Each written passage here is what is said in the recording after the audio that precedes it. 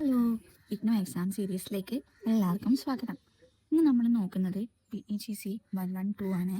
ഇപ്പോൾ BEGC 112 ഏറ്റവും important ആയിട്ടുള്ള ഒരു ക്വസ്റ്റ്യൻ ആണ് മോഡേണിസത്തിനെ പറ്റിയിട്ട്. ഇത് നിങ്ങൾ നോക്കാതെ പരീക്ഷയ്ക്ക് പോകരുത് കേട്ടോ. അപ്പോൾ നമുക്കത് എന്താണെന്ന് നോക്കാം. 1910 മുതൽ 1945 വരെയുള്ള കാലഘട്ടത്തിൽ രൂപം കൊണ്ട ഒരു സാഹിത്യ പ്രസ്ഥാനമാണ് മോഡേണിസം.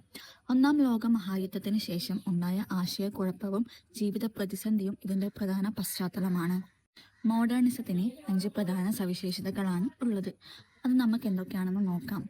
ഇന്നർ ലൈഫ് അഥവാ മനസ്സിൻ്റെ ആഴങ്ങളിലേക്കുള്ള ശ്രദ്ധ, ഫ്രാഗ്മെൻറ്റേഷൻ അഥവാ തകർന്ന കഥാസംവിധാനം, ഡിസില്യൂഷൻമെൻറ്റ് അഥവാ പഴയ മൂല്യങ്ങളിലുള്ള വിശ്വാസനഷ്ടം, എക്സ്പെരിമെൻറ്റേഷൻ പുതിയ എഴുത്ത് രീതികൾ, അവസാനത്തേതായിട്ട് വരുന്നത് എലൈനേഷൻ ഏകാന്തതയും ഒറ്റപ്പെടലുമാണ്. മോഡേണിസം ഉണ്ടായത് എന്തുകൊണ്ടാണ്?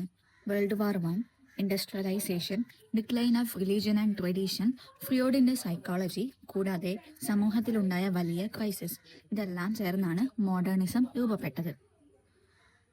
ഇനി നമ്മൾ നോക്കുന്നത് എക്സാമിന് നിർബന്ധമായും ഓർക്കേണ്ട എഴുത്തുകാരാണ് T.S. Eliot, Virginia Woolf, James Joyce and D.H. Lawrence. ഒരു മെമ്മറി ലൈന് കൂടി ഓർക്കുന്നത് നല്ലതാണ്. New mind, new form, new vision. അതായത് പഴയ രീതികളെ മാറ്റി പുതിയ ചിന്തയും പുതിയ എഴുത്ത് രീതിയും അവതരിപ്പിക്കുന്ന സാഹിത്യ പ്രസ്ഥാനമാണ് മോഡേണിസം. അപ്പോൾ ഇത്രയുമാണ് മോഡേണിസത്തെ പറ്റിയിട്ട് നമ്മൾ പ്രധാനമായിട്ടും ഓർക്കേണ്ടത്. അപ്പോൾ കൂടുതൽ ഇഗ്നോ ഇംഗ്ലീഷ് എക്സാം റിവിഷൻ വീഡിയോകൾക്കായിട്ട് ഫോളോ ചെയ്യൂ. അപ്പോൾ എല്ലാവർക്കും ഓൾ ദി ബെസ്റ്റ്.